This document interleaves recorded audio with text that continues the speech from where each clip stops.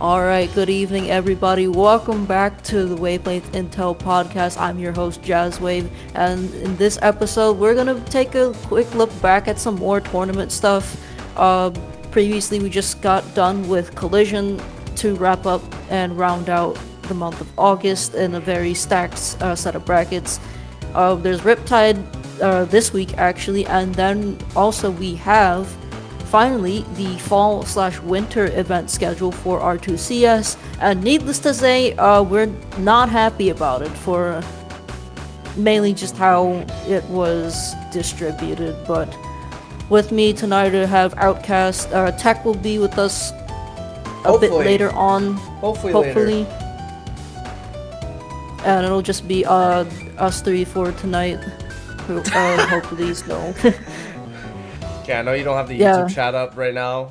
For those like watching the VOD or listening on Spotify, we do this live on my channel, The One Outcast, most of the time. So, yeah, no, and then Duo just coming in, and in this episode, Tales from the Crypt guest starring Jazz. Like if you're hearing this on Spotify or you just have this on a long drive, because we do ramble on a lot. Jazz right now looks horrifying with this like lighting. Yeah, so for a bit of context, everybody, I moved back to college last week for my final year. If you were around for episode 10 where we talked about NASB, you probably noticed that I had a horrifying camera there as well. But I am working on getting a mini lamp just to have up, because I realistically just need a little bit of lighting where my desk is, since I'm right by a street lamp actually, so there's a little bit of light coming in from the back due to that. So hopefully not too much longer you get to see horrifying me, but yeah, that's that for now. Final year of college. You're old. Yeah, the kids keep calling me auntie even though I'm only 21. Yeah, you're old. Oh, it's 21. You're old. Anyways, yeah, let's talk about Collision. So yeah, stacked. This event was stacked. Don't let the numbers fool you, but like it's pretty. In fact, the numbers just make it even more stacked. I'm gonna be real. Yeah. So ended up with having 135 entrants at this Collision. Like you said, Outcast, pretty stacked bracket regardless of that, and honestly some pretty entertaining sets as well. We'll get to everything in a moment, but is there anything notable that really happened in pools? Just to start things off here, we'll go ahead and not that I remember off. Not that I remember off the top of my head. Oh damn! Right, okay, well, never mind. I just see Yoda Cage eliminating Shadowhawk. That's unfortunate. Yeah. So this first pool with Sandstorm in it, I actually want to point that Lone got an upset over Shadowhawk first, and then Yoda Cage eliminating Shadowhawk and losers. Hey yo, you wasn't warm. He wasn't warm. He had a DQ by. But yeah, no, that is wow. Huh? Yeah, that is really that would be messed up. A Maple Ditto to make it out, to make it into day 2.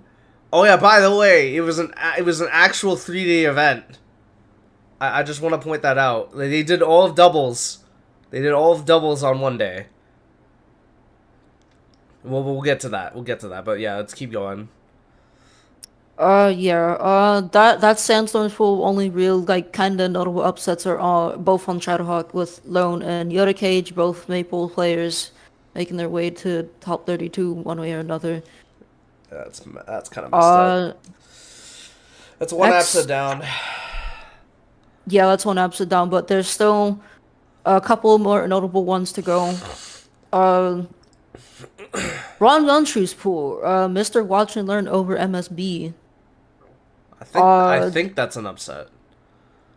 I'm pretty sure it is. I think MSB was seated pretty high, even though I don't really think he plays the game like that. Yeah. But who am I to complain? And then not too much an upset, but we also had Gekinga in this pool. Which that's somebody y'all should watch out for. Oh Like yeah, for sure. just in general. Like the man's insane, and he's always dripped out of his mind. Yeah, Gek is only going up from here. And one of these days he will beat ZB. Mark my words. He's been having like a lot of close Oh, game fights with ZB we'll as get to of that. We'll get to that late. in a sec. But yeah, yeah, I think that's pretty much it. It's like, okay, cool. Yeah, MSB made it to day 2. Damn, the explosion just running into Gek and then just running into MSB. That sucks. Yeah, for those that don't know, next Rivals 1 Absa played Zetter up until Absa was released, so I'm going to be pushing that character. Has been working with Ant, and we'll get to Ant a little later, because I'm pretty sure Ant was one of the stars of the show for top 8. But that was our other that's an Absa friend understatement. there. Alright. Next pool, we had B-Bats' pool, and Ant is also in this pool, speaking of which, so... Oh damn! Who Uh, did Bin get knocked out by? Wow. Okay, I think that's an upset. I think Silver beating Bin, and then yeah, that's just unfortunate. Ben was, yeah, no, I think Ben was one of the top 32 seeds, right? Yeah, because he Yeah, got moved up. yeah, and then yeah, that's just unfortunate. Silver, I want to say was a P plus player, if I remember correctly. That's what was said on commentary. So getting the upset over Ben, and then also keeping it really close against B-Bats. I do remember seeing that. The 3-0 does not tell the entire story here. Oh no no 'Cause no no! It's in the record books. It's in the record books. He got three. They got 3-0'd. No, doesn't matter. No need to elaborate. Dude, the amount of times I've heard that said before. Oh my god, that's infuriating. Ooh, ooh, Yeah, that's please that's do not count Silver out. I have that is a seen. trigger for me. Like, oh, but it said you got bodied. How was it close, man? You have to watch it to see how close it was. So that's when recorded. I think that's okay. But yeah. This is pretty standard. Other than Bin just losing to Archangel, that just sucks.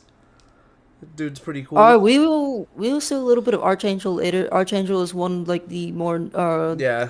stronger Well, players in Philly. do we have another pool? Oh man, we have a bunch.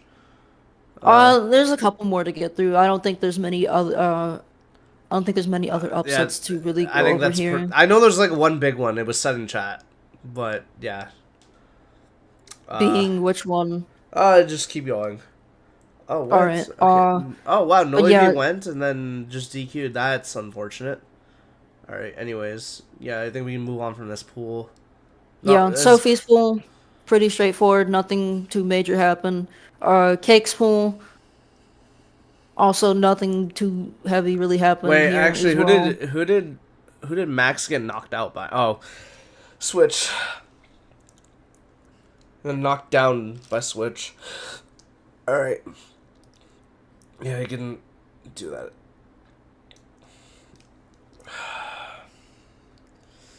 Next up. There we go. Here's the big one. This is the big one. This is the very big one. Holy shit, dude.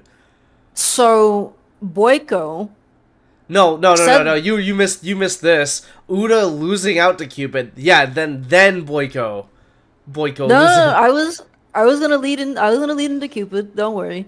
So, just for a little bit of context, Boyko has not competed in anything for like a couple of months. So this is a big welcome back, Boyko. Unfortunately, though, Cupid it was a monster this weekend, or Holy not fuck. this weekend, but you get the idea. Starting out this path with a 3-0 over Claren. A 3-1 over Uda, also against Claren, and then another 3-1 again against Claren, against Boyko. That had to have Keep been in mind, streamed. it was. It was. There's no way it wasn't. Dude. Okay, I still haven't watched that. I'm gonna have to do that at some other time. No. But anyways, yeah, go on. Keep in mind, everybody, Boyko was one of the original like Clarens to watch when the game was still like relatively new and also in the betas. This is the one Claren before Spargo got his hands on the game that people were to take notes on. So to see Cupid Cupid go up against one of the original Claren mains to look out for and just beat him like this. Very, very scary HDR player. Don't. What's HDR? I just hear ultimate. We love Hugh Draw remix in this household. No, that's just ultimate. It's just ultimate. Anyways, okay, then yeah, Udo moving on to beating Cyberhex, and then okay, yeah. Other than that, yeah, that's pretty. Other than that, that's a huge one. My man Cupid's on fire. He's literally first he beats Marlon at Evo, and then he beats fucking Boyko.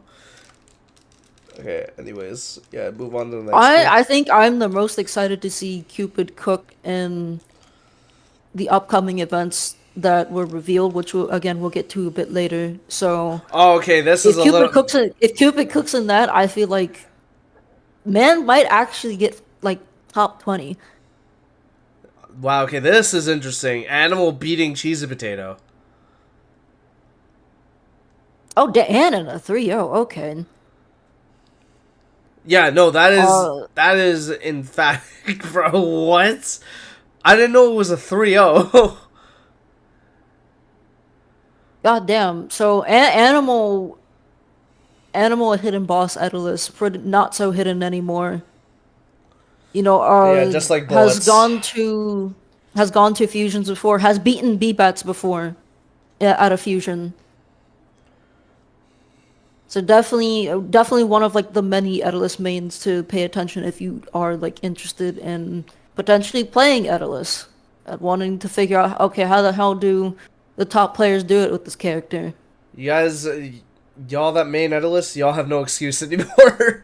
You guys literally have Bullets, Animal, Cyan, and like and Franza all killing it in tournaments, or they're just around. Like, y'all have no excuse.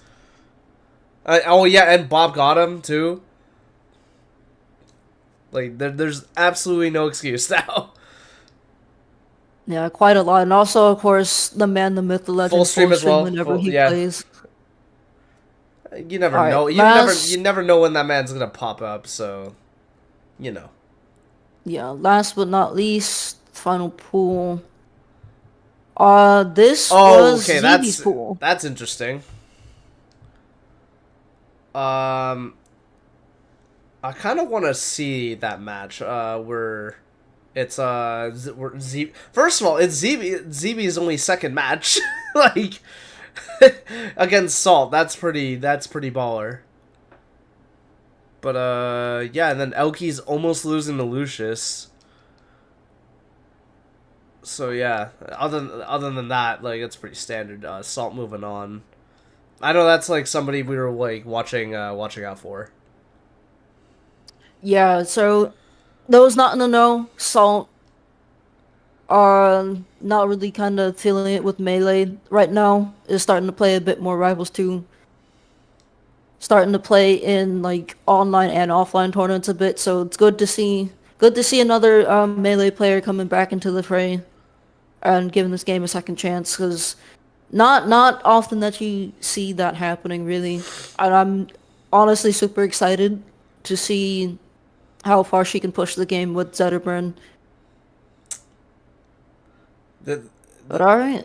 Her coming back to Rivals 2 and like playing the way she does, like y'all have no excuses too. You don't have to do aerial and then shine. I literally now have a shine parry counter because of how often this shit happens. But yeah, for sure. And you know, honestly, watching Salt play Rivals 2 has made me realize, I don't need to be doing like 10 million inputs per second. Yes. Yes. You don't like have I don't even shine spam. I'm just like, oh my god. I can rant about this. He I'm not hits. even like trying to dare spam it. Yeah. I'm just like trying to like throw out an option with like down tilt or F tilt, and that's how I get my openings pretty much. He hits so hard.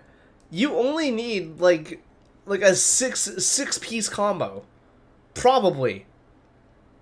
And that's me being that's like me being generous. Like it probably takes more than that, but still, you know what I mean. Like literally, your stocks can disappear like that.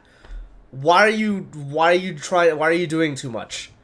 I'm literally watching Salt and Mango just pretty much breaking people's ankles, and they're not even using Shine in the middle of it. Yeah, Like it's all unnecessary. fundies. In fact, I see Salt like go for Fireball F throw more often than not.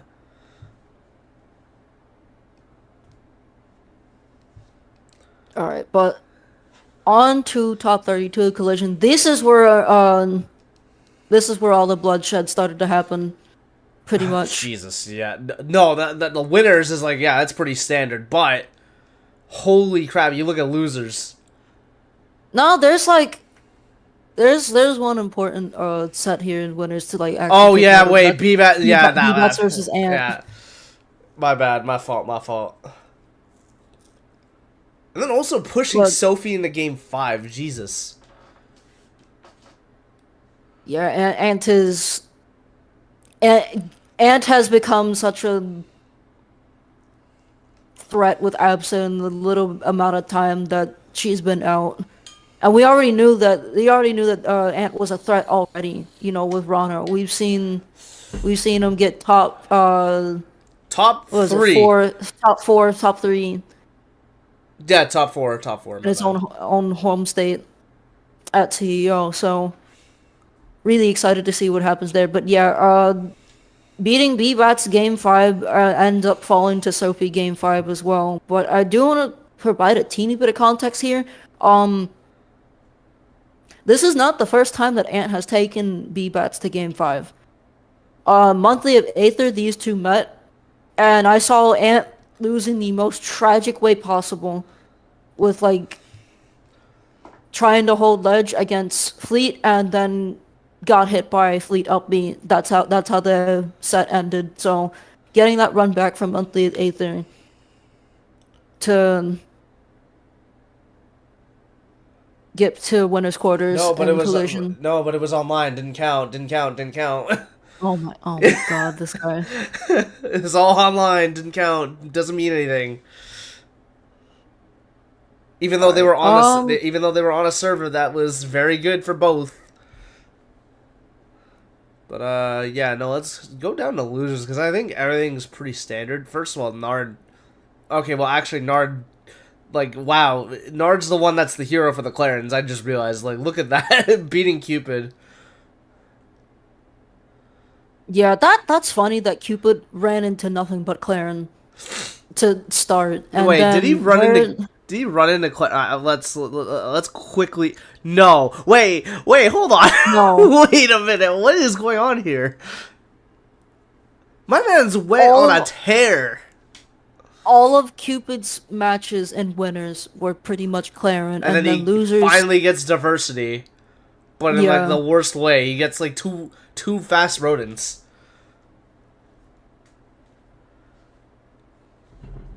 That's right, because Switch is playing in Olympia. I don't know. I keep associating Switch with Zetter and not Olympia. That's just me though. But yeah, no, god damn, like yeah, barely like edging out against Yoda Cage, which is like, wow, let's go PNW. But then, yeah, falling to Switch. Anyways, yeah, that's... I'm sorry, I really needed to point that one out. That is insane. I believe that's 13th, no? That is 13th. Yeah, that is 13th. Holy but shit, yeah, man. lots of bloodbaths all around, and losers per usual. We already talked about Cupid. Silver actually took Yoda Cage to game 5 prior to the Cupid set. BBAT's beating Boyko. Yeah, that's Rax also... over Gek. Yeah. Oh, wow, that's unfortunate. Yeah, Salt over Uda before falling to Hampolo and the Ditto. Which, by the way, I didn't know who Hampolo was until I looked at the fusion brackets. So yeah, I was not aware. I was not aware of this person until it was pointed out to me. Yeah, Archangel actually over Elkies. That okay? Now that to me, another big one. that I think that to me is like really crazy. Also, Archangel beating Lone. Yeah, then we have Atlas Ditto between Animal, Mr. Watch and Learn. Oh please! I need to know if that was streamed. Jesus Christ, dude! I don't know. I love Edalus Dittos. I know all the Edaluses I've talked to hate the Ditto. But like, come on, man. Come on. It's for the people. It's not for you. It's for the people. Okay, now that's wow. Okay, Archangel over Animal. Yeah, Archangel over Animal, and then I do remember seeing the Nard versus Archangel. This set took quite a while. Nard ended up taking it in the end with the 2-stock game 5. That was insane. No, I'm not gonna spoil. I'm not gonna spoil like the everything in that set. Like I think people should really go watch that one. Yeah, especially is for the ending. Really good back and forth Claire and Ditto.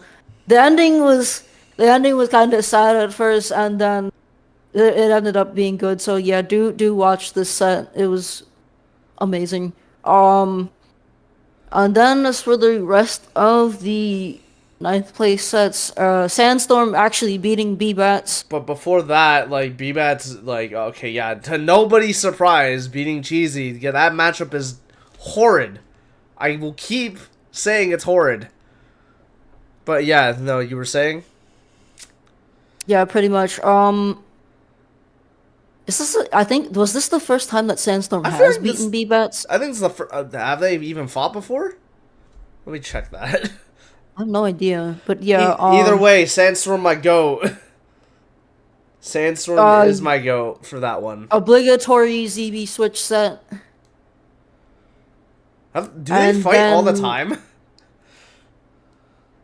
Yeah, like the amount of times that ZB and Switch run into each other is pretty notable.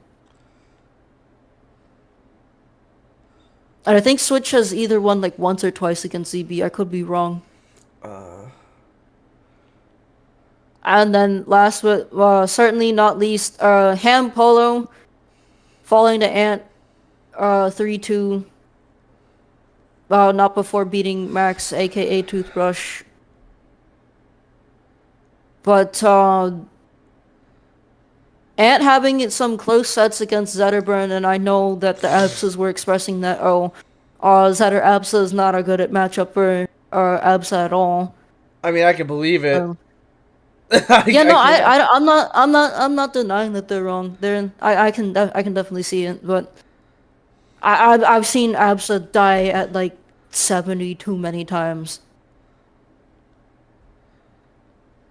Yeah, no, that's fair. All right, and that leads us into day number 3. Oh yeah, what's that? We have a day 3. Oh my god, we have a top 8. Wow. Oh my god, that's amazing. Collision. Yeah, you go. Collision went above and beyond here. We got a top 8. We got a full top 8 stream. We got a full top 8 in bracket in general. We had player interviews actually. No, I'll give you my thoughts after. And then people were saying that the setups are good and all that. So just a slight preface before the top 8. Kudos to Collision and that team for giving Rivals the proper treatment it should have been getting at other Smash events. This event has put Smash events 1 and 5 on the circuit, which still looks very bad in hindsight, but if I were to choose like whichever Smash events that the devs should consider going back to, this would be one of them.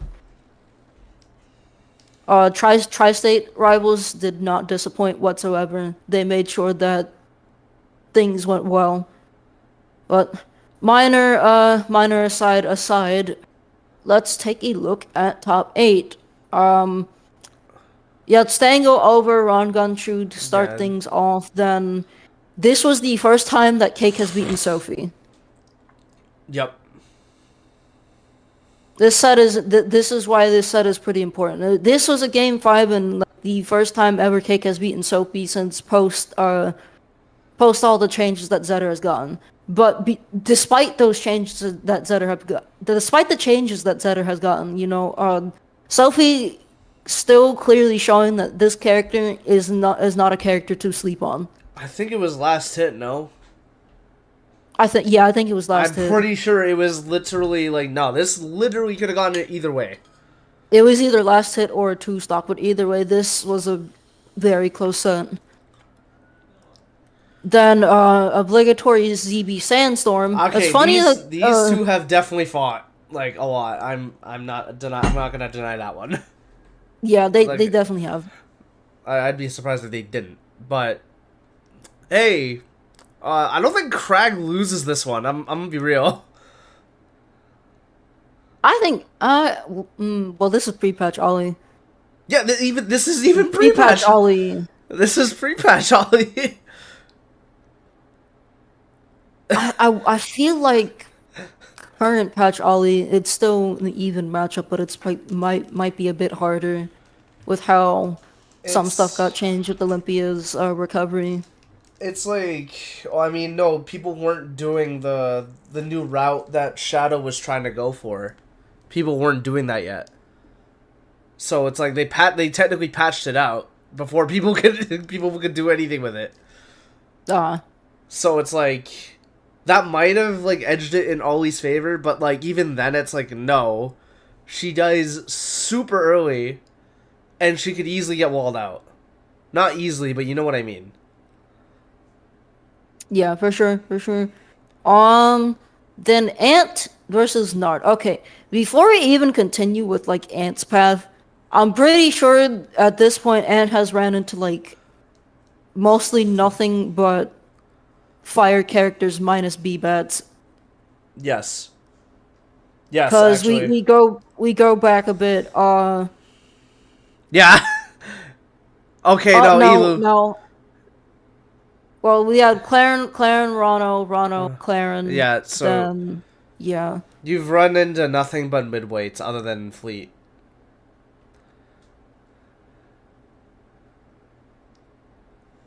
Yeah, despite that though, Anne had to go through a Claren gauntlet, and then on the other side of things, Sophie, ZB, another close game 5. That was very close.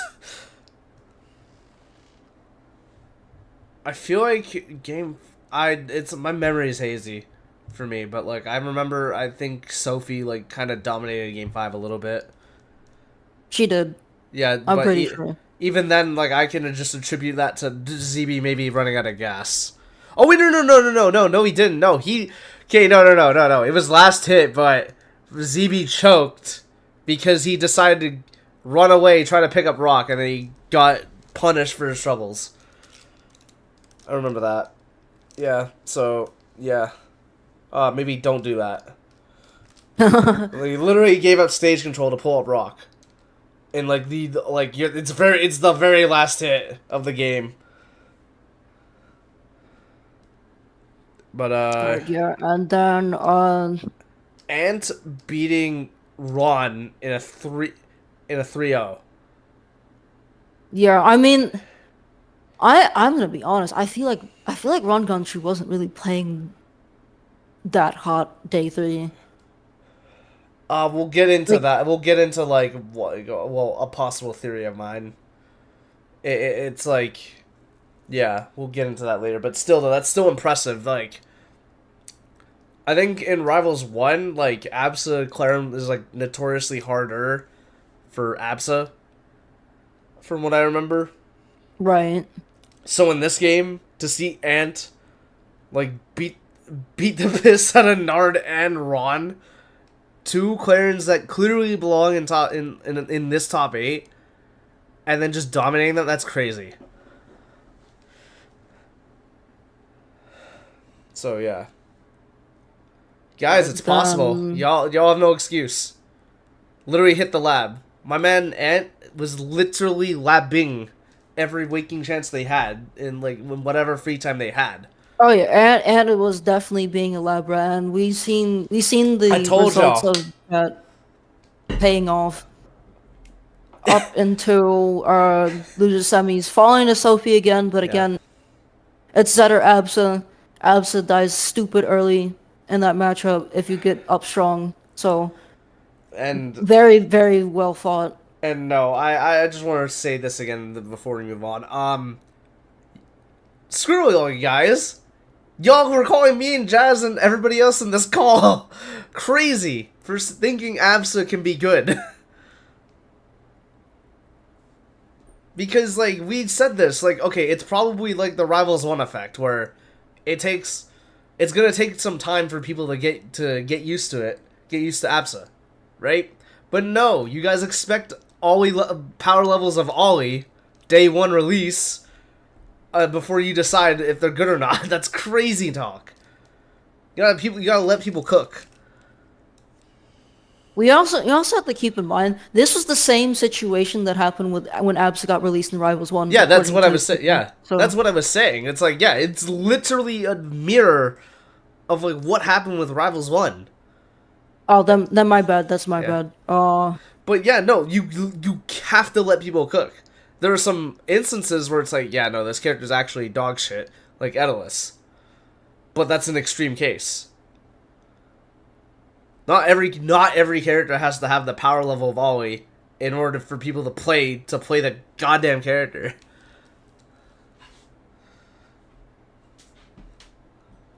But yeah, anyways, Cake Assault beating Sophie. This is the second time, just in general. Yeah, but before we got Cake Sophie, we had Cake Stango, and Stango taking that 3-0. Cake going fleet in that matchup instead of Forsburn. I don't blame him. I mean, in my opinion, Omni Force is not that. I don't think it's that bad. It's more so of how he's playing Forsburn. And also, like, they're training partners. So that's the other issue. Jazz. Alright, yeah, fair. It's kind of like how with me and Shadow, it's like if... Let's say Crag was, like, a super +1 for, like, against Ollie, right? That shit's not gonna matter, like, in the grand scheme of things.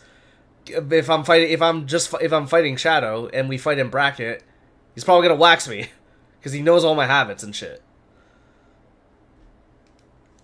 And like, yeah, that's just an example. That is fair enough. And unironically, speaking of like a training partner kind of situation, I would call Grands that unironic. That is pretty much what happened with Grands. Yeah, no, but anyways, yeah, Cake Assault, Sophie, yeah, no, literally, fucking, this is the second time in the tournament, or second time in general where Cake won, and then, but yeah, still a good run from Sophie. No, I think a lot of people were like really hoping that Sophie was going to take this, and me included. Yeah, me included because of what happened in Grands, but yeah, we can just move on. Happens. Sophie's feeling a lot better about like her play, which is good because I know that there was a point in time where she was just down. She was feeling a slump. Yeah, so good to see her back in form. Yeah, it's like kind of it's probably more satisfying this way because like she may have felt like she broke through a ceiling, finally. That's exactly what we like to see. Yeah, no, we can just skip over Grands. I'm good with that. I'm actually being serious because we got to talk about that right up a little bit.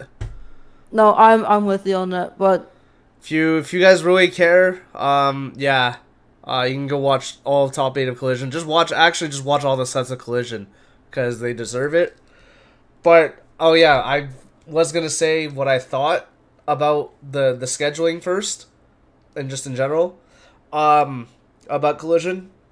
So how I feel, like you said, they went in above and beyond, right? Yeah. With all the shit. I think they did the bare minimum until we got to the player interviews. Because good setups, right, for an event of this scale should be just a fucking guaranteed. Or at least, like, most of the setups should be good and playable, right? That's one. Number two, I guess, like, yeah, the atmosphere and the vibes should be immaculate, but you can't help that one. Like, if, like, whatever, whatnot. What else? Scheduling not being ass. AKA giving us a 3-day event. Like, yeah, you had doubles all day, but at least we're there for 3 days. That's 3 for the bare minimum. Number 4, we actually got a top 8 Sunday. Granted, it's 10 a.m. East Coast time, but baby steps. Whatever. Fine. And then, like, yeah, that's the bare minimum. I think that should be the bare minimum. And then, yeah, 5 is, like, the player interviews, which is, like, good. That's great. I love that. I love that shit. We need more of that. We need to get to know more of these players. And not just the top end players. Like, interviewing, like, people that went, like, 0-2, 1-2, 2-2. Like, we need community input in general. But that, to me, is, like, the going above and beyond. Is, like, doing the interviews. And then, what else? But, see?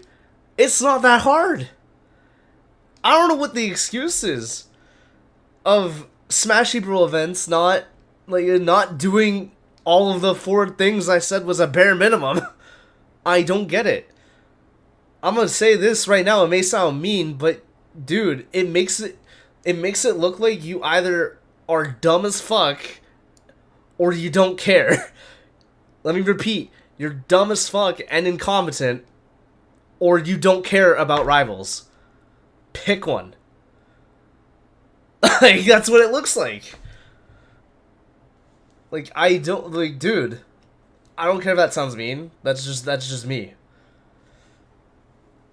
Looking at you, Supernova. Oh my god. Looking at you, Oh Gommel. god. The Gommel, at least we were given like 3 days. It just wasn't streamed. Oh yeah, that's another thing too. Oh yeah, we actually had a proper stream schedule. I don't know if I mentioned that. Didn't get fucking jerked around. Anyways, this wrap up. This came from I believe RJ. Yeah, so RJ is the head TO of Collision. So we're gonna kind of TLDR this. If you guys want to read this yourself, Outcast, if you don't mind dropping the Google Doc to this in chat, so that send it to me. people are able to read it. Yeah. So, if you guys would like to follow along, we'll go ahead and drop that there. And both the Twitch and YouTube chat. Oh god, I had to quickly, because of that one video. the hurricane, the hurricane video. Oh my god. Yeah.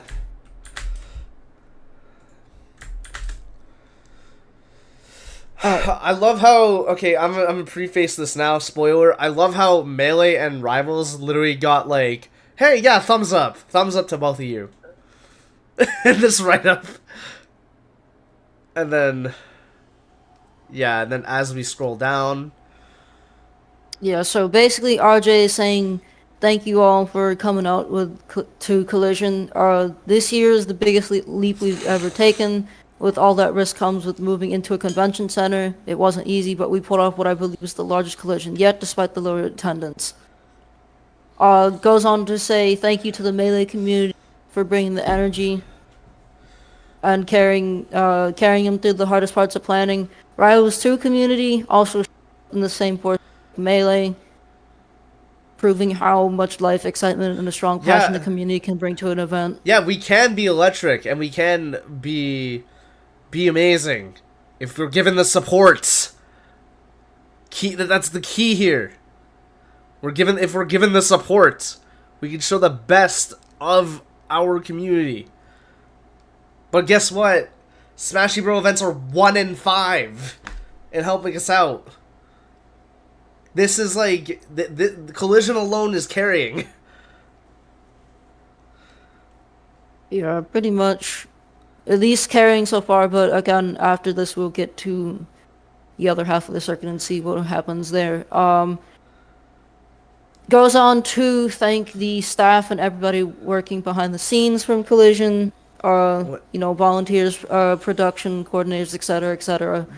This alone, that section alone, just like, on top of like all the shit that RJ's helped out with the Rivals community, just makes me want to work for him. Yeah, I'd be down to work for Collision. Just like a kind of brief aside into like maybe my life. I am thinking about moving to New Jersey with my grandfather at some point. So. Oh yeah, if you have family there, I'm not gonna be. Just fucking go for it. I'm not gonna be that far from North Jersey where Collision is held. So hopefully you can make fusions. If I do move there, yeah. If I do move, hopefully I can make fusions. Hopefully I can get to know Tri-State Rivals a lot more. Hopefully I can, show up to Collision, stuff like, let's make big moves, all that. Okay, well, we'll see what happens. Tangent incoming. Jazz, I think you should just do it. Don't even bother moving to PNW. I would still like to move to PNW, but baby steps. Like, yeah. Anyways, yeah. This is a big thing because this also can bleed into fucking our shit with the Lumi rank shit. All right, so the biggest setback of Collision came from primarily Lumi rank and Ultimate. So we're gonna go ahead and actually read those two sections and see what happened there. One of the biggest setbacks this year came from how Lumi rank tiers. We're on pace to hit attendance projections and break close to even. At the time, Collision was confirmed as an A tier event, but that information was supposed to stay private until we were ready to announce it ourselves. Instead, it was tweeted out publicly while registration was still ongoing, and we are planning out next steps to bump it to the S tier. While there are other factors at play for this year's lower attendance, such as the date move neighboring other large peer events, that single post derailed our momentum. Before the announcement, Ultimate registration was averaging 12 to 14 new signups a day. Afterward, it dropped to about 2 signups every couple of days, and the recovery never came. It wasn't until the last 2 to 3 weeks where registration started to pick back up, and at this time, players started to drop due to the optics. The optics around the tier spooked people, and months of steady growth vanished.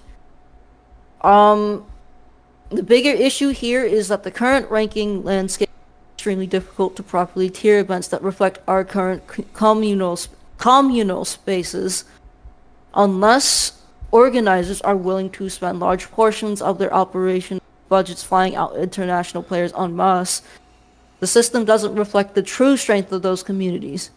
The EU has dealt with this problem for years. Japan also went through it in its early growth, and now we're feeling those same imbalances. I personally felt that it's always been a system that doesn't reflect the real energy and make up communities. The way the system is balanced right now isn't equitable for sustainable communities. It puts organizers in a position where prestige and optics can be destroyed by factors outside of their control, while the actual experience of the event that matches the players in the community get overshadowed. 90% of the players who wouldn't touch main stage for the weekend is what makes an event possible. So I do want to have another side here. For those that don't know this story, there is a Bayonetta main in Tri-State named Biscotto that was on Jeopardy for a hot minute. And went on to have a, I want to say 15, 16 day streak before he finally lost. During the time where Biscotto reached, I want to say 10, 11 wins on Jeopardy, Collision actually started to do free registration, like free full registration every time Biscotto won Jeopardy. So that was one of the things that they were trying to do to try and draw people back in.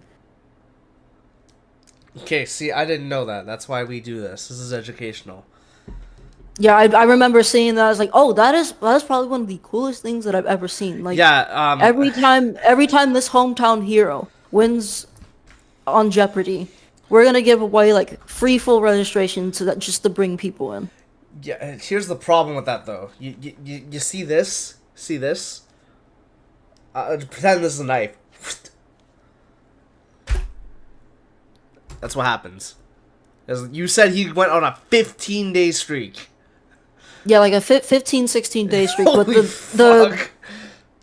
the free reg stuff didn't start happening till like about his 10th or 11th. Okay, that's day not win. as bad. I okay. When Yeah, you yeah, said, it wasn't the entire time. No, it no, was no, just no, no. around I the thought, 10th or 11th day. I thought it would have been day like 6, and I'm like, oh, bro, like I'm already thinking about it. That's already like, ooh, that's like, dude, that's like $1,000.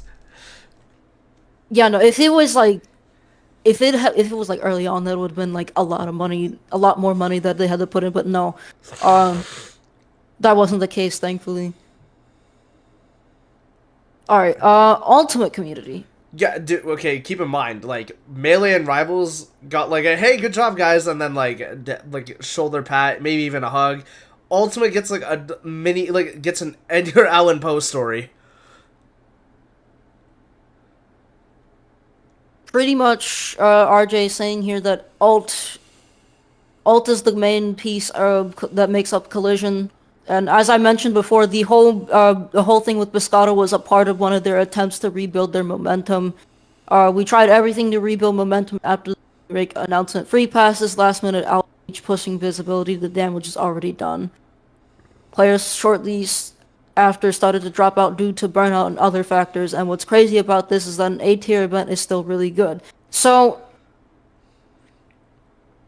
essentially, like your at least Lumi rank rise, excuse me, your P tier, S plus tier, S tier, A plus tier, and A tier events are like all like the big ones that contribute heavily towards Lumi rankings throughout the year. So Collision being an A tier was not a bad thing. Yeah. So I'm not sure why people dropped out because of that. You could have easily pushed that to be A plus tier than an S tier, and that was their goal, right? They were trying to make this an S tier. Like you guys see what happened with Riptide. They managed to push themselves to be a P tier again. Where was that same support for Collision, where you could possibly push that to be an S tier? No water And I box. get it. It was Collision was kind of sandwiched in between Supernova and Riptide. So yeah. maybe people went to Supernova and they were burnt out, couldn't make Collision. Maybe people were saving their money for Riptide. I don't know, but either way. No water park. No water park. No water park. While Melee and Rivals brought incredible stability and energy, the truth is that Ultimate players make up a majority of attendees. Top players matter for visibility, but it's the hundreds of competitors grinding pools and creating the atmosphere who truly make an event like Collision and other peer events possible. What hurt this year was seeing people get caught up in how the event looked on paper rather than focusing on what actually matters, building a space where everyone can come together and compete. No amount of prestige or ranking can replace that, excuse me. This is your event too. We're just the vehicle to provide the experience. Everyone in this community deserves the best, but that only happens if we focus on growing what matters, not chasing clout or letting jokes overshadow that it takes to sustain these events. When the energy and commitment are there, Collision will always deliver an event worth remembering. I'll say it again, this is your event too. Everyone wonders why events are taking a downturn and they haven't started to look in the mirror and to ask the important questions. So yeah, very unfortunate thing that happened, like alt-wise. at least on the back end stuff. The forward end stuff, I think everybody was pissed off that there were 3 Steves in top 8, which at this point, I've become numb to that. I don't know, man. You could play another game that's that is a plat fighter that has dev support and doesn't hate their fans. I'm just throwing suggestions out there. No, but Outcast, I must play my game that has Minecraft Steve. Like I'm just throwing it. I'm just throwing suggestions out there. If you want my recommendations, you either got Rushdown Revolt, AFQM, NASB 2. NASB 2. I don't know, Rivals 2. What's Hey! Rivals 2 though? No. Anyways. They don't fuck with that shit. Okay, this one I want to talk like, dude, Jesus, like looking at the financial reality, like this man took out a loan just to pay out his staff. Dude, if I knew that and I was staff, I would have been like, fuck, dude, I guess keep the money, bro. Like you need that more than me. Jesus Christ Almighty.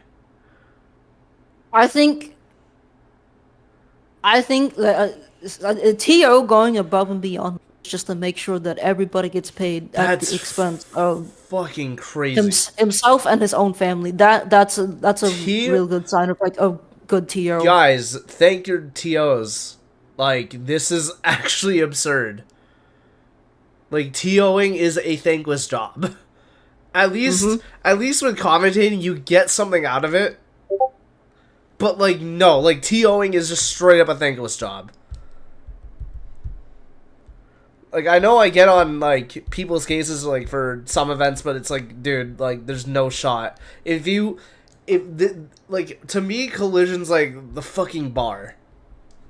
Like, not bar in, like, creating the atmosphere. I should say. Not this. Like, this is crazy. This is doing a lot. Cause like that, I think that's fucking insane. It's all for the love. I really hope that RJ is able to get out of the red here, as that is crazy. And he goes on to say that you are in a grassroots community that doesn't have money, which is true. When you attack your own, all you are doing is killing. And you know this man is doing this out of. That's what that's all about, like love and making sure that people have a good event that they can remember and keep going back to time after time again. I will say this though, like there's like some things I see at events that I'm like, this low key looks like a bullshit expense, and it probably didn't. I would be down if if events like, you know, turn down some of the like things that are like kind of like expensive. Like an example I got is like, you know how cool it was that Battle of BC where you had like we had the LED and like the character behind each player of like what character they're playing. Yeah. As cool as that was, I liked that shit, but I don't think we need that shit. If you get what I mean. Like you could have easily replaced it with something else like that's cheaper. But that's just an example. Like I've noticed like how events like just keep getting bigger and bigger and bigger and more grand. That's like as cool as it is, we don't got AAA money. Yeah, not at all. I don't know if people ever heard like, oh, I want McDonald's. Oh, do you got McDonald's money? Like we don't got that. We don't got that, man. But yeah.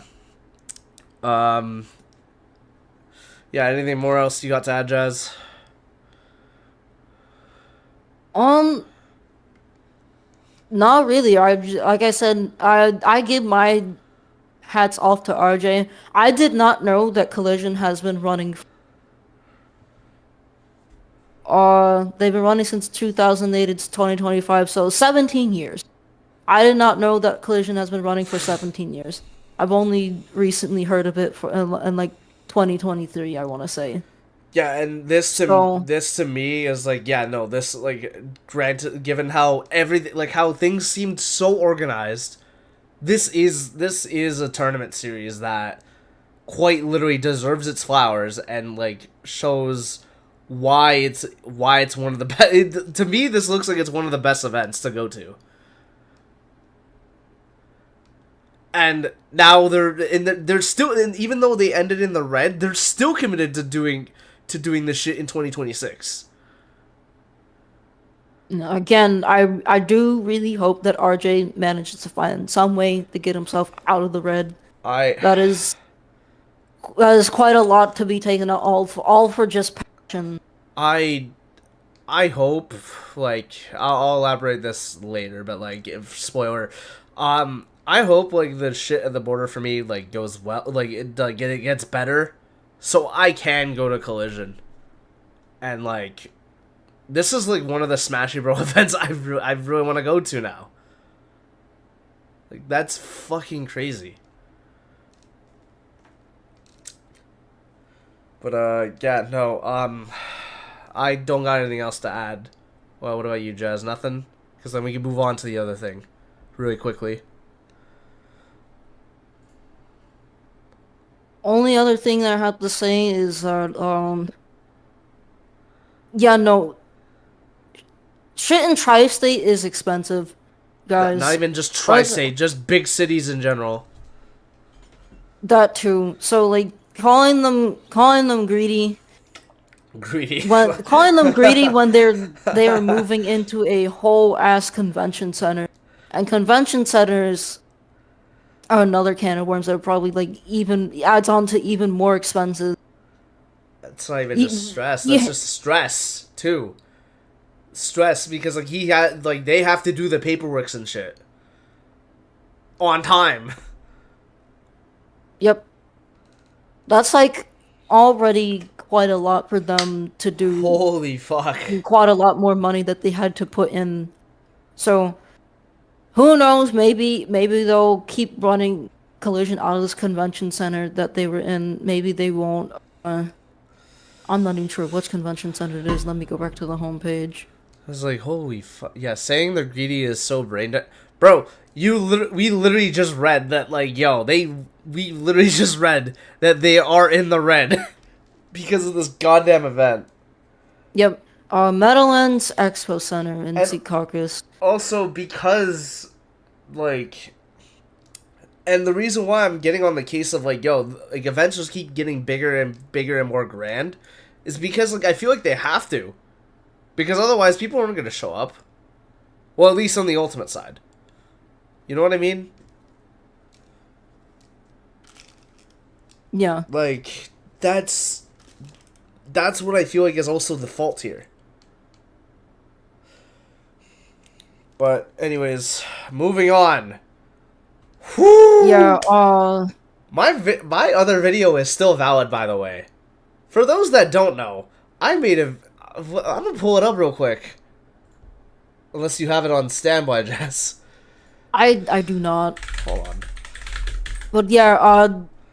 While that cast is grabbing that video, he did make a video like a little while back, kind of complaining about R2ECCS being Holy the Rivals to Mother of Championship God, series, dude. but it's like everything was East Coast, and they never I they never DM'd it. said like hey West Coasters hold out for a bit. There's gonna be more events in the latter half for you.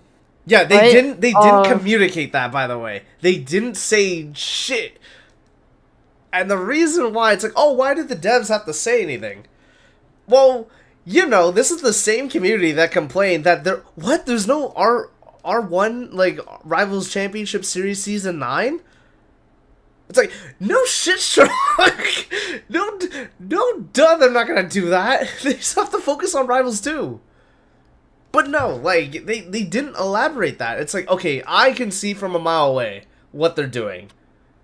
That they're gonna just fucking ass blast us with, like, West Coast events in the later half. But that's stupid!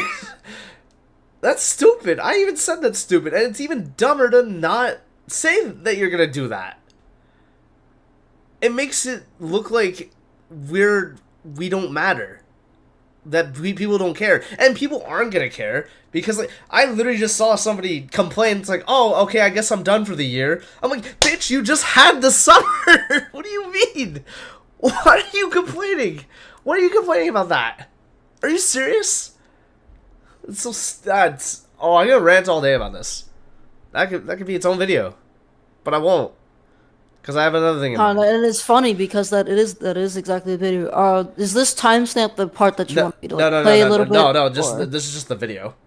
Like, all right. Well, yeah. If like you guys do want to hear Outcast's full rant, do look up his video, my rant about the RCS2, a long time coming. On yeah, and you YouTube see channel. this beautiful thumbnail made by the Jazzwave. Like, dude, because like you look at the summer schedule. It's literally Rivals 2 East Coast Championship Series. Evo, what's Evo? Yeah, no, Evo, and Combo Breaker are like the exceptions. All right. Anyways, go to the Steam page. Which, by the way, I think it's dumb that they shadow drop this. Yeah, that leads us to our first big complaint about this. Why in the world Did you would you shadow drop this and say absolutely fucking nothing? You had a dead Do stream. you want your circuit to fail? That's what this is telling me. You want your circuit to fucking fail by just being quiet about it and telling nobody. You had the dev stream. You had the Lorena dev stream, which I wanted to talk about today, but you just shadow dropped this. I'm too mad. I'm too mad to talk about the Lorena dev stream.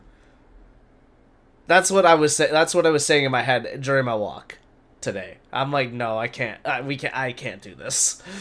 Or no, I guess walk yesterday.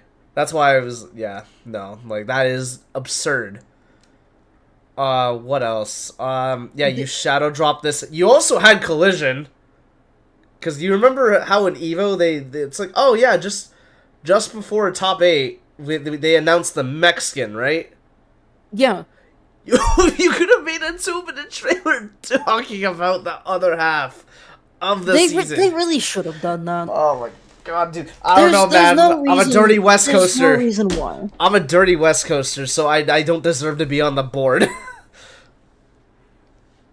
There's no reason why they couldn't have at least just put out something about this. I don't even know if this is on their socials or not, but there's like no announcement in NA Corp, no nothing. Just here's the Steam page. It's like you're ashamed of. It's like you're ashamed of the West Coast, dude. It's like proving my point. And like no graphic either, but anyways. That's crazy. The summer events are wrapping up with Riptide which is again this week in NA, and then Ultimate Fighting Arena in Europe. Keep in mind, I think EU R2CS has only been running like a month or two by now because it got announced so late. Again, really stupid shit, but whatever, man. So, what do we have? What do we have to look forward to for the fall-winter split? We're gonna talk about this briefly because like we got a lot of shit to pop off, but like yeah, sure. Let's zoom in a teeny bit. So NA. I'm surprised we got a Saturday event. I'm sorry interrupting. Well, no, you're fine. We'll get to that in a second because that is the second thing that pisses me off. But first and foremost, all of these events are either online or on the West. So West Coasters, this is finally their chance to finally go somewhere, get some points on the board, and this has some East Coasters saying, yeah, I'm done for the rest of the season. Because everything's now on the West Coast, and when the summer was all them. Now, I get it because, like, why is it skewed this way? Why is the summer events all West Coast and the fall winter events all West Coast? That makes no sense. It should have been evenly divided from the get-go. It shouldn't have been like this so that people aren't upset that like, oh, this is on this coast, oh, I can't go, I'll just wait. oh, this is on this coast now. Oh, now I can't go, and I'll just this is the end of my season. So really shitty way how this turned out, but West Coasters, now's your time to shine and show people what you got. But what do we have to look forward to? We have a September online bracket that's going to be on Saturday. Currently it is now September 1st on the East Coast. I don't know when this is going to be. Of course it's going to be some after Riptide. I don't know when after Riptide, but they need to have that announced soon. Because the last thing that we want is for the online major to be announced a week before it's actually happened. Like how the season started. Yeah, you know, knowing our fucking luck, it's probably gonna be on the day of Back to Pools, which is September 20. There is I feel like there's some other event that's September 20th, but it's not the online, or at least I hope it's not the online. But yeah, fingers crossed it's not conflicting with Back to Pools. Excuse me. October. Okay. First and foremost, I'm kind of surprised that I don't see Let's Make Moves Miami on here. That it was there.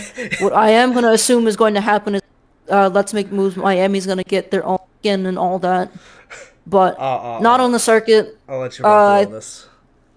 Let's Make Moves Miami's having a bit of issues anyways because apparently a fire burnt down wherever it's like people were supposed to stay. Yeah, it burnt a portion of the hotel or some shit like that, which is like really, that is like some deity level luck there. That is unluckiness. That is crazy.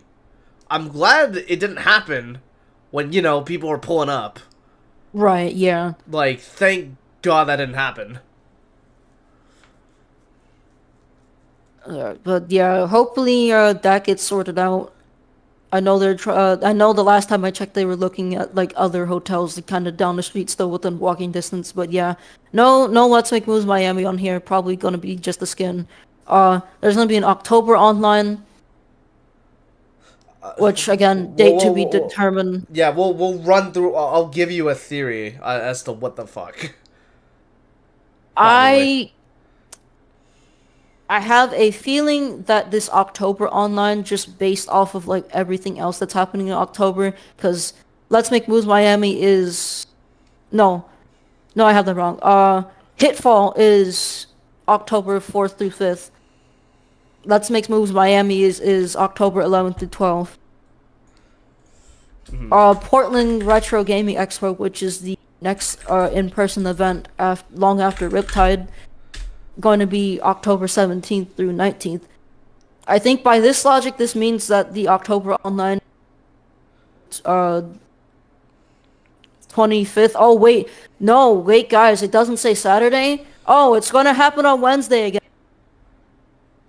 Yep. October 22nd, because why are we still running shit on Wednesday? But it's HBox. I don't care. Dude, just... Do you know... That is such a shitty day to be running a major. Come on. At this point, I don't even care anymore. And it's probably going to be a free ticket for Genesis, which, like, yeah, hooray. They get the most eyes on it, sure. But, I don't know, man. Yeah, you got 680 on the... You got 680 entrants on the second HBox bracket, but you know, guess what? That shit could have easily been 800 if, you know, I don't know, I'm just throwing an idea out there. You put it on a Saturday. And honestly, I'm just gonna jump to the other two online events real quick. This makes no sense to me. You have 2 Saturday events, which is finally what we wanted, and then you still have 2 online events that are likely going to be on a Wednesday. Likely both going to be Genesis qualifiers. Which, where I like that idea. It's still probably going to favor East Coasters. Because there is no good time that you can put a Wednesday bracket on. It's really not that hard to put this on a weekend. EU, spoilers a bit, EU has all their shit on a weekend. Okay, this is the thing that was on separate. Yeah, September but this is 20th like in Europe. That's in Europe. Yeah, though. but this is in Europe. Like, literally... EU has had all their online events on a Saturday already. On a Saturday. Why is it so hard for NA to just have all this stuff on a Saturday as well? Why do we only need 2 online events on? It, All of them should be on a Saturday. if anything, you could, if you really want the name HBox, I think, I don't know if he streams on Saturday often, but like you could have easily had him like do the stream together function on Twitch. Yeah, this is what I've been preaching since the first 2 HBox brackets happened. Just have the dude stream together, have the dude do a restream, have the dude do a side stream, anything. Anything to keep it engaged, but just keep it focused on the devs channel on a Saturday. But what do we know? What do we know? We could just not watch the event. Or we cannot play in the event if we're so displeasured by it. Which, by the way, I'll get into that in a moment. What else we got? We got Purge. Jarek finally getting an event that counts. That isn't fucking major upset. Oh wait, Portland Retro Gaming Expo is Purge? I had no idea. All right. Yeah, that's the abbreviation for Purge. All right. Well, shit. Finally. Props to Jarek. Props to Jarek. It's been 3,000 fucking years. Let's go, Jarek. We love Jarek. Holding it down for Oregon, and honestly, the PNW for Rivals 1, giving us events and shit. We also got Port Priority, which, like, I kind of figured this was gonna count. I just didn't know if it was gonna run. I was like, if this shit runs, it's probably gonna count. Yeah, and Port Priority notably has a $2,000 pot towards Rivals 2, so they're please go to that one if you're not. Jesus. Please go to that one if you're okay. Oh wait, actually wait, hold on, wait. I complained about this, by the way. This is like a part of the video spoiler. If you weren't gonna watch it, if you weren't gonna watch it anyways. I complained about this, by the way. Port Priority and Heatwave being sandwiched. Oh my god, no Zap rated, and the alert can't go off because I am in a different scene and I don't want it interrupted. We're talking about I know this is gonna look weird in the video, or the Spotify, but like, I just got rated by Zap. So, thank you for that. Please go watch them whenever they stream. But yeah, we just talked about Collision, and then we're also now talking about the rest of R2CS, and how I'm a little not happy. Yeah, neither of us are happy with it. For the Raiders just getting here, welcome to the Wavelength Intel podcast. This is a podcast that's around usually every Sunday, hosted by me, Jazzwave. Usually my other friends are on here. Today it's just me and Outcast. Yeah. Tech is also supposed to be on here, but don't think he's showing up anytime soon, and that's okay, honestly. Let the mans have a life. Yeah. But yeah, where were we? Port Priority and Heatwave being sandwiched together. I called this shit, bro. Yo, I'm now auditioning for the Rivals Illuminati. Tech, give me the invite. I called it, bro. I called this. Cause in the video, I'm sorry, Jen. I'm sorry I'm cutting you off a lot in this episode. No, you're fine. You're fine. But no, I called it because I'm like, bro, you now have to choose between Port Priority and Heatwave, and no matter what, you're gonna need to fly your ass out. Who's gonna have the money? I complained, like, when you were younger, you wanted McDonald's, and your parents probably responded, "Do you got McDonald's money? Bitch, do you have air miles?" Because I certainly don't think a lot of Rivals players have air miles to pay off their tickets right away, to pay off their tickets for free. I also complained, like, oh man, I'm burnt out from Supernova, even though I live in the VA. I'm burnt out from Supernova. I don't think I'm gonna go to New Jersey for a Collision. Bitch, you could drive your ass 4 hours. That's a 4-hour drive. This is like at least like a 12-hour flight from Port Priority to Heatwave. Like, and y'all were complaining like, oh, I guess my year's done. Bitch, we have to fly for most of these. The only ones that get the drive is Purge and Port Priority. But those, like, that's a month gap. Like, that's... My god, dude. You guys just want everything. I'm sorry for the rant. No, you're good. Honestly, I was concerned about how many events that were in November. There's like so many events between October and Oh November my alone that God. are sandwiched between each other. Yeah, cause I know I mentioned Hitfall a little bit earlier. That's early October. Yeah, it's in early October, Which is but fine. there's a special case with Hitfall. It does not count towards the circuit of like on the official circuit, but is a non-official circuit event towards the circuit, which sounds really stupid. But for those that don't know what Grassroots League is, it is like basically the name says itself. It was something that we had in rival grassroots tournaments, and if your event made a certain requirement for Grassroots League classification, it would count towards RCS. So the way that Hitfall counts, just think of it like Grassroots League. It's like in that Grassroots event tier, and it's in the premier tier of Grassroots events that count towards R2CS. That is the weirdest way I can possibly explain that the best, but yeah.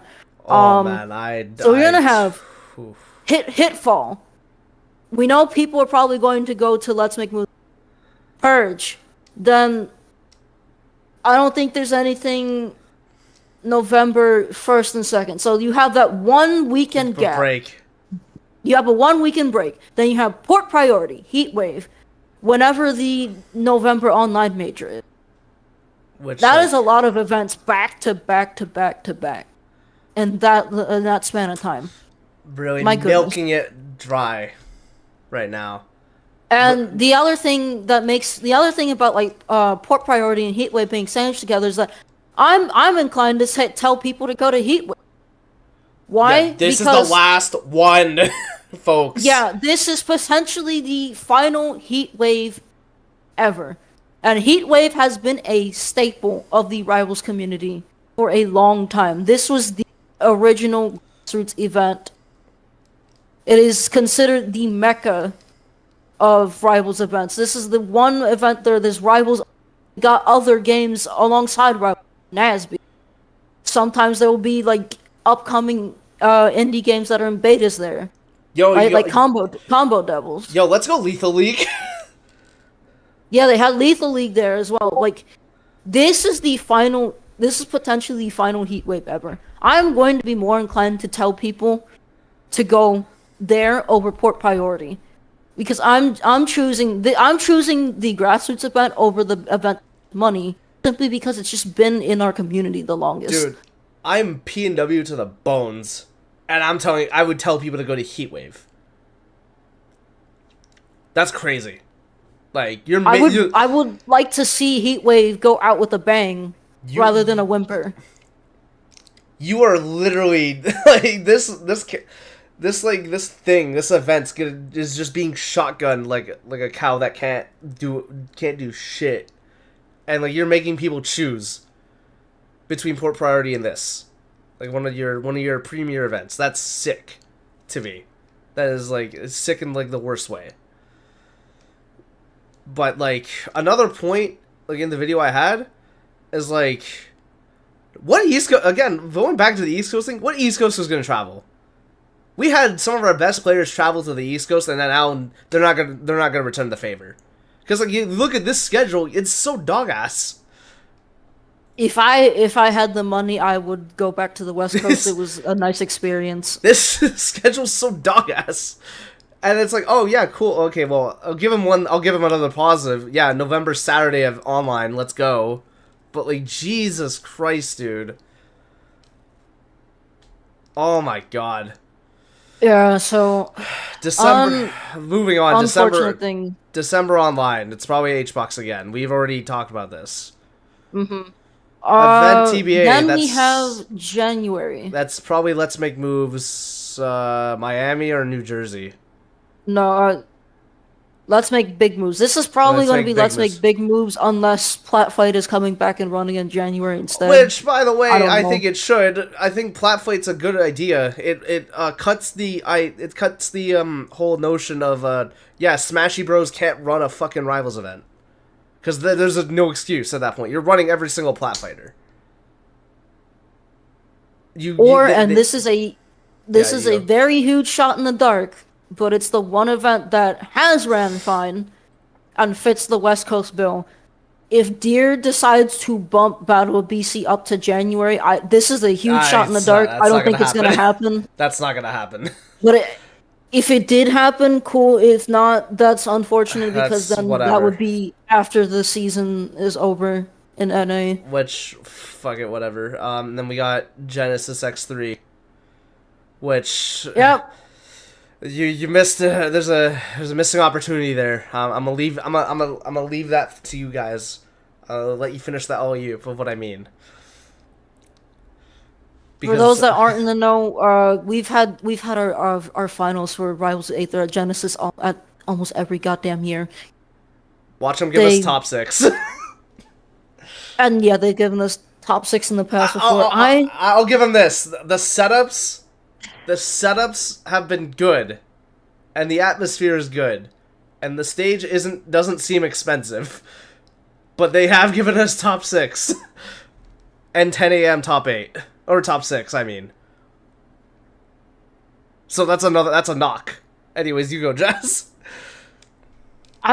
You said this before, August, but I really want them to like switch it up a bit and start with Genesis, end with like some other event in November. Because realistically, if Heatwave was gonna still go, I would say you said have Heatwave as like the ending event.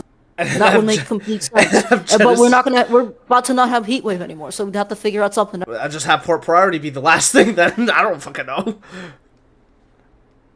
It's like you could have Heatwave or Port Priority be the last thing in the circuit, and then have Genesis be the start. Because they're clearly now running in like February or March. Which is like, that's an ample time to take a break. And going back to like the whole traveling thing, like dude, it's like, it's holiday season around this time. If people like have families that they care about, like dude, they're gonna be Christmas shopping. They're gonna be like making plans with fam, like catching up, like and just catching vibes with the family. Like that's just fucking unfair. They need to figure out like better like coast distribution of events. All right. But yeah, that's NA. If you want to sign up for Purge, Port Priority 9, Genesis X3, those are all up, and you'll be able to click that on the Steam page that this is on. For Europe, because we're all inclusive here, I love to talk about the other regions and rivals. They're just as essential to the community as NA is. Like I mentioned briefly earlier, both of Europe's online events that they have in September and November going to be on a Saturday. The first online one for the second half is already confirmed, September 20th. Then we have Arrival 3 in Somenum Noctum in the Netherlands. Also in both of these are in October, by the way. So there's that. With more to come. So for my European people, keep your eyes out for more events that count towards your circuit. Keep in mind, I don't know, this might be an ignorant North American take for me, but like, don't they have like easier ways to like get from country to country? Except from like, no? I don't think so. Yeah. Now, if somebody like Guthix is here and wants to clarify stuff for us, we'd appreciate it. Like, I know it's definitely not easier. It's not easier, but yeah, whatever. Because I'm like, I feel like Europe should get more events. I don't know. That's just me. I do too. Like, no, I do too. Because like I can't think of a reason why like their circuit is so much shorter than ours. Whatever. Anyways, the way wait is Ooh. this shit pisses me off a little bit. Somebody said it earlier. Sorry, I'm cutting you off again, Jazz, but like no, like Goofed made a good point, and I talked about this. So and online events count for less, right? It's unfortunate, especially in this economy. The circuit is why the circuit's basically pay to win. Funny enough, Yep. I said the same thing in some of my videos and a lot of my streams, where I'm like, man, getting top 50 in Rivals 1 was pretty fucking easy. Because I decided to not be a broke bitch. I decided to not be a broke bitch and travel. And I literally the freest ride to top 50 of my life in anything.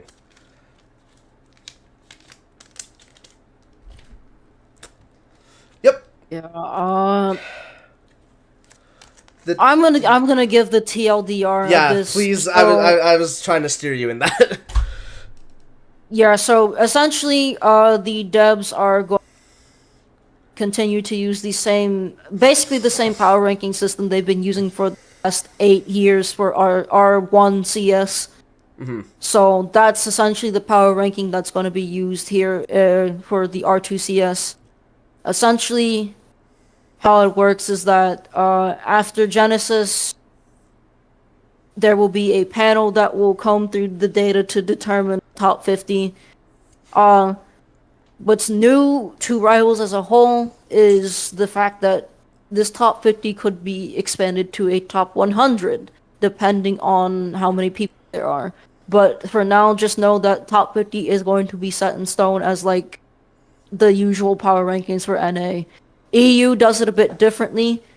I know they mention it later in this article, but I'll just say it here. EU does their rankings a bit differently. It is usually a top 15. At least that's how it was in Rivals 1, because there was a lot less people. I wouldn't be surprised that since there's a bit more people in the EU now that can realistically come over to NA and take... Mm-hmm. Yeah. I would not be surprised to see EU do like a top 25 or 30. Depends on what they end up deciding on, because that's them. Fun fact for those that didn't know, EU and NA used to be on one power ranking back in the old days of Rivals 1, and then they split off. So that's why the split off is still, an NA top 50, EU top 15. Like I mentioned earlier, Hitfall is the first non-circuit event that's going to count towards RCS standings. Essentially, it's going to be in this grassroots portion of events that if they are good enough or strong enough, they can count towards the circuit, the actual circuit. Yeah. Which, okay, again, off topic, or like dialing it back. They did not elaborate that either. Like they're just now. They really didn't. They are just now elaborating on it, which is fucking dumb to me. Why didn't you have this from the jump? Because this would have been nice to know. From the jump. I probably wouldn't have made that video. Like if we knew about this. You know what I mean? This to me just validates what I put out. I wish I didn't have material like this to work off of. This is stupid. And I will say this before we move on again. I may not have had the greatest interactions in MDBA with the community, but I am not stupid enough to say that Hitfall 4 should have counted actually towards the fucking circuit and not be a non. I will at least fight for them and say that it really should have just counted toward the circuit and not this shit that makes sense to nobody unless you know what grassroots league is. Or you have somebody explain it to you, because I've had to have this shit explained to me, like, at least 5 times.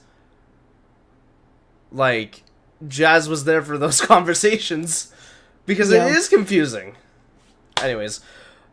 Alright, minimum requirements. Yeah, before we jump into that, just one minor thing. If you think your event is a good fit for the power rankings, reach out to SBS, who is our esports manager for everything. Talk to him, see if you can make your event count as like a non-circuit event. I wish that man got more help. Holy fuck. Hey, I want to help him. A4 Studios, this is my pitch to you. Let me help you out with your graphic design stuff and your esports stuff. This could easily be my job once I get out of... Please hire me. Dude, I can also help you with skin ideas. Like... Well, I guess being associated with me is not helping your case, but anyways. I'll figure it out. But yeah, on to the final bit of important data here. The power ranking requirements for NA. So you need a minimum of 3 total official R2 CS events. 2 of them need to be LAN tournament. Where have we heard this one before? Oh my god. Okay. Where have we heard this one before, Outcast? In the grand scheme of things, this would be fine. But I'll elaborate why it's fucking stupid. I'll let you finish. Oh boy. This is something we talked about all the way back in the pilot. Our pilot episode of Wavelength Intel covered the Rivals 1 Championship Series revival thing that some members of the Rivals 1 community wanted to do. And they had this exact same shit on here, where they wanted to have a minimum of 3 events. A minimum of 3 events, and 2 of them had to be offline. When realistically, they don't have 2 they're not gonna have 2 guaranteed. But if you want to hear more about that, check out episode 0 pilot in our podcasting on YouTube or Spotify. Okay, that's all I gotta say for that. I'll kind of defend this for, like, in a perfect world, this works for this game because we're complaining that there's too many events on one side of the coast. Right. So this works. This clearly works. Because, like, yeah, there's enough events to do that.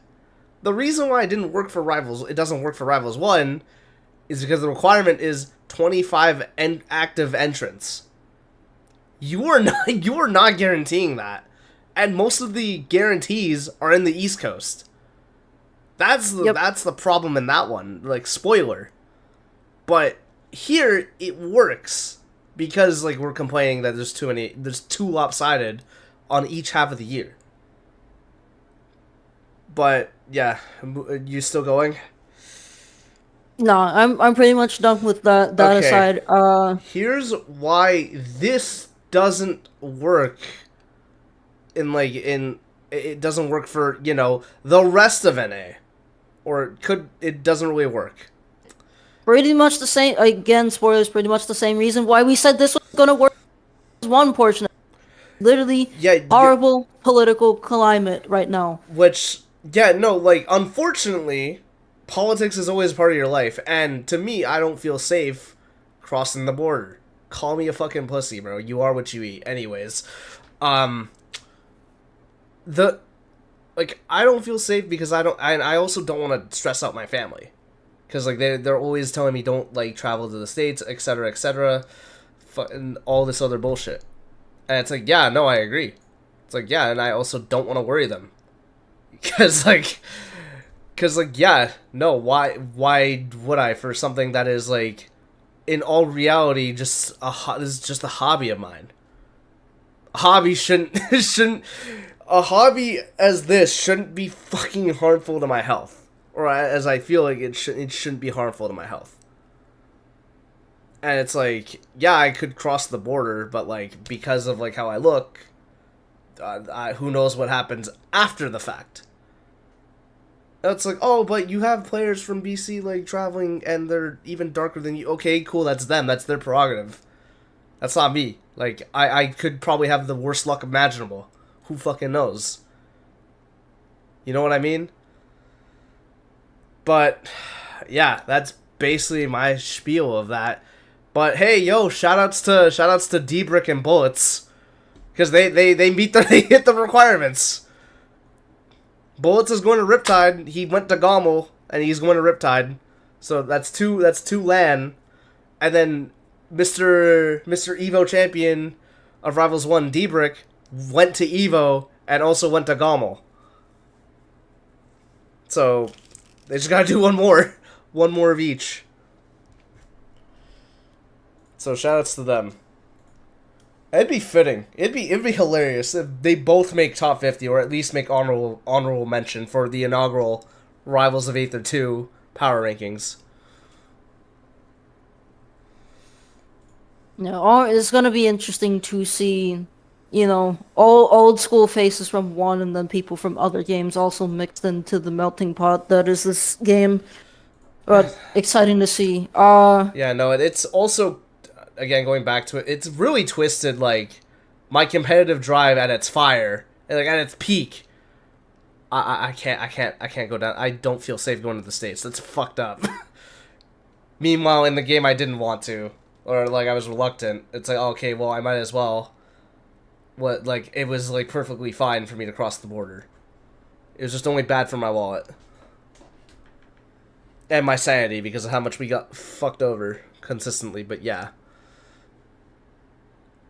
Alright, to end this off, next bullet point in the PR requirements, or oh yeah, Genesis and Evo will carry the highest weight. So as it stands right now, Plup winning Evo puts him on a really high pedestal. And it's unfortunate that the season didn't start with Genesis. The season started with Genesis, then Plup would probably be guaranteed number 1 right now, but that's not the case. Plup would have to win Genesis again, go back to back. No, he needs to solidify that number 1 and also go to one more event. Yeah, no, he needs one more. Literally, if he goes to Port Priority or Purge, and then goes to Genesis, like it's basically a wraps. Like, he wins the 2 multipliers, and then he wins like a one-off just because. Like, dude, yeah, no, it's GG's. He literally gets it. Alright, and this is stupid. I don't know why they didn't put this first before saying, oh, Hitfall counts as like a non-circuit thing. Other LAN events will be considered in the next group with potential order. Actually, no, that's not that. Ignore what I just said. That's not correct. Other LAN events will be considered in the next group with potential order within this tier being determined based on entrant count and overall strength. So yes, this means that Supernova is probably going to be high on that list after Genesis and Evo. Oh, fuck's sakes. Yeah, it's literally gonna go... What is it? Supernova, then maybe CEO, then Collision. We also have to keep in mind Combo Breaker. What else? Riptide once that happens. Yeah, we'll just see what the order ends up being. But either way, like, okay, is this the last thing we're talking about? Yeah, and of course we already mentioned this. We talk about it again. The last 2 things we already mentioned. Online events are gonna have the low. You guys can't fucking do this. You're literally fucking over like Canadian and Mexican players. You're fucking over me, but it's also like there's probably other Canadians and Mexican players that feel the same way as me. Like, and then I already mentioned, yeah, EU does their own rankings. Just keep an eye out on that. I'm sorry, but like, how can you call this like top 50 NA when you have no events that count for Mexico and have 1 from Canada? That's just top 50 in America plus friends. Like, there has yet to be a Mexican event that counts towards RCS in any capacity. There was never a Mexican event that counted Rivals One Championship Series, by the way. you know Only what's, Canadian ones. yeah, you know what's crazy? I feel safer probably traveling to Mexico than I do in the States right now. That's a sentence I never thought I'd say. Like, what? How, for context, Battle BC didn't count because it happened before the season. Fun fact, it was supposed to be the starter. But that fell through. Anything else to add, Jazz? Before we close this out? I'm kind of iffy. I'm kind of iffy about like the whole online events being weighted less. So, for context for those that don't know, I started a online major called Threat Level Alpha back in 2023. There was no Threat Level Alpha 3 this year. It was supposed to be on its third iteration. I decided I needed to take a step back, redo some branding, and reevaluate how I want to execute this event because Threat Level Alpha 2 was a mess. And it is something that I don't think I will ever be able to recover from, unfortunately. No matter how much I try to, like, make up for the mistakes that I made. But I digress. I want Threat Level Alpha 3 to count towards the circuit, but the problem was that when Threat Level Alpha 1 was a part of Grassroots League Season 2, it met all of the requirements to be a gold tier event, and gold tier, like, you had to have plus 30 people signed up in your bracket, you had to have, I want to say, over 6 top 50 players, and they could be current or ex-top 50, and I had those requirements, but the event didn't count towards RCS Season 8 standings. Why? Because it was online, not offline. So I feel kind of hesitant on running Threat Level Alpha 3 and wanting it to count, because if I do have that happen again, it's going to be, oh, you have like a non-circuit event that we can put on the rankings. Oh, it's not going to count towards the rankings because it's online, but oh, if it does count towards, it's going to have like the lowest weight ever. And that's even assuming I managed to pull a bunch of top players in. Right? That's kind of discouraging to me as somebody that wants to add to that circuit. But also, it's probably also, I can't speak for my friend Hylia. I told Hylia, hey, if you want to get Coco Clash, which is a 4-day online event that we run out of Lifelight Cafe, has Rivals 2 on it. If you want to try and get Coco Clash for this year towards the circuit, go for it. See what you can do. If Coco Clash somehow manages to get on the circuit, that'll probably be my determining point on if like I actually reach out to SBS to see if I can get Threat Level Alpha 3 to count for next year. But again, it just all really depends on how the devs handle bringing in other grassroots events to the circuit, you know.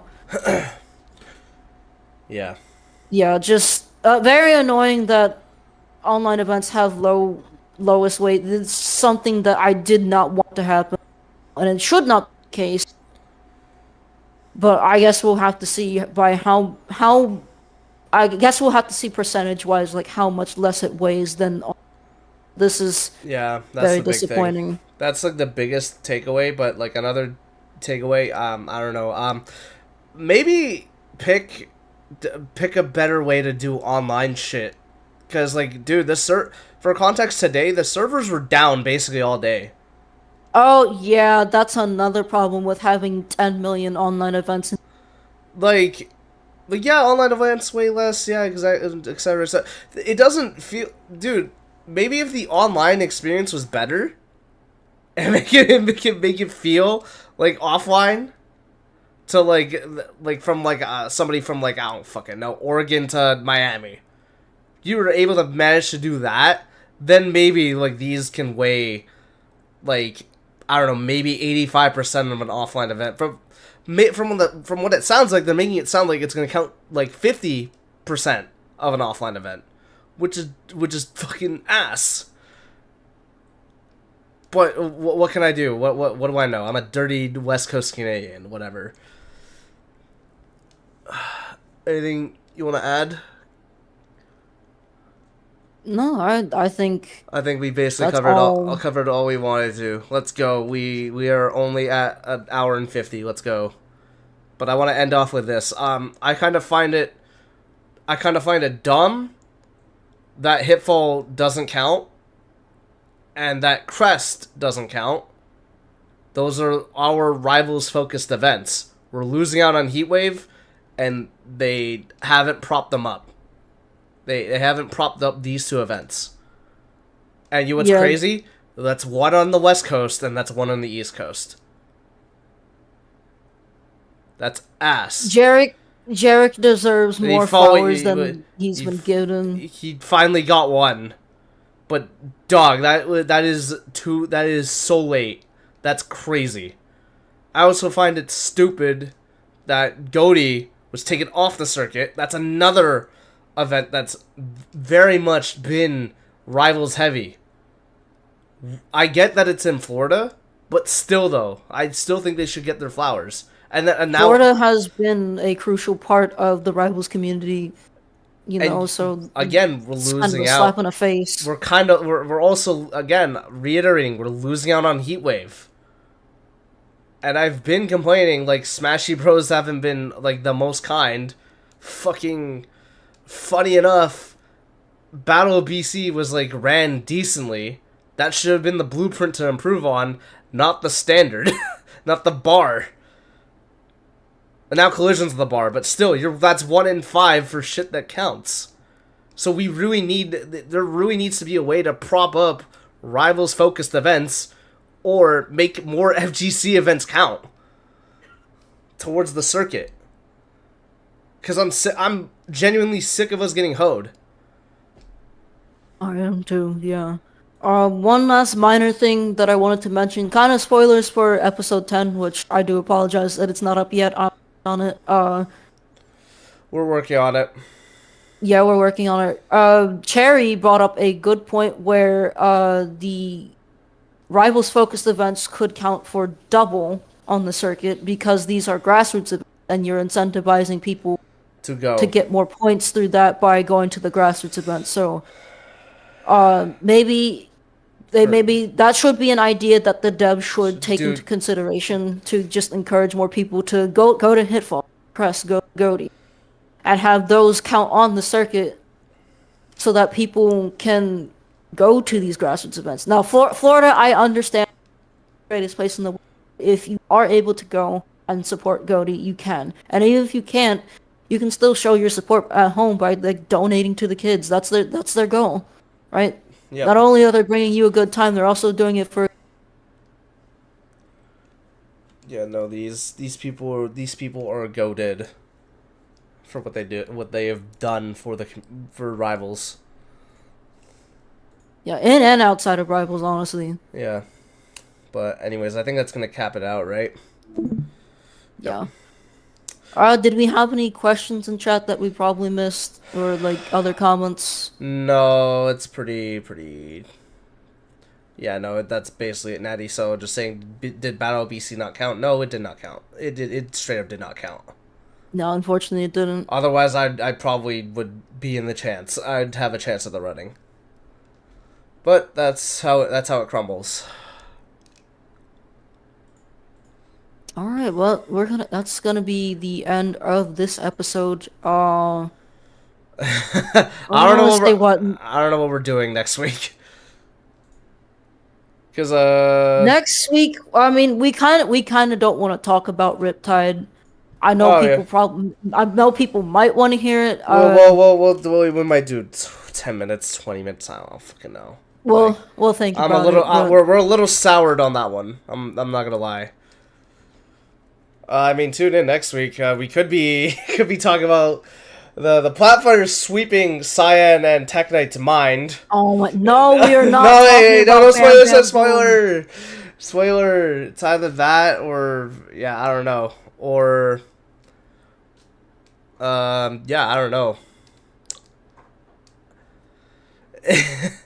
We'll figure something out. But in the meantime, be sure to catch up on the other episodes that we mentioned, and honestly, not just pilot and episode 10, but every other episode.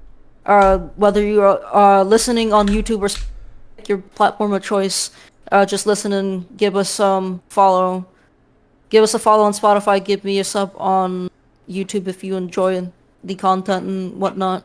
Yeah, no. So And subscribe to me if you want to see these live because it's also a vibe. yeah, subscribe to Outcast on his Twitch channel. Drop him a follow. Also, yeah, drop me a follow on Twitch and subscribe to the YouTube. also, honestly, follow Tech as well, because sometimes Tech will do these on his Twitch channel, twitch.tv/techballs with a Z. But yeah, we will see you all next week for episode 12, and then after episode 12, we're gonna be taking a little bit of break because we're gonna conclude season number 1. Can't believe we done 12 weeks, almost 12 weeks of this already, but. Consistency. Here's to next week, and here's to what season 2 has to offer. But anyways, have a fantastic night, everybody. We will see you all Riptide. Yep. Peace out.